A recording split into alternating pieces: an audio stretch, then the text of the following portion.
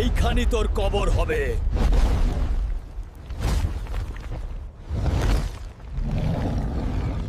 তোমার বাচ্চা কোথায়? ভয়ঙ্কর এক রাক্ষস পাহাড়ের গভীর গুহার বন্দি করে রেখেছে। তুমি চলে যাও, যে কোনো মূল্যে আমি তাকে উদ্ধার করব।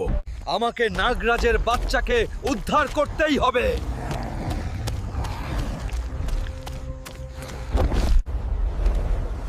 পেয়ে গেছি, এই তো নাগরাজের বাচ্চা। তোর এত বড় সাহস আমার এলাকায় ঢুকেছিস, এইখানি তোর কবর হবে।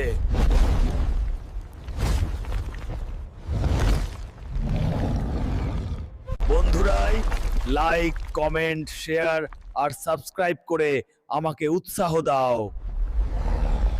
এই লড়াই আমি হারবো না।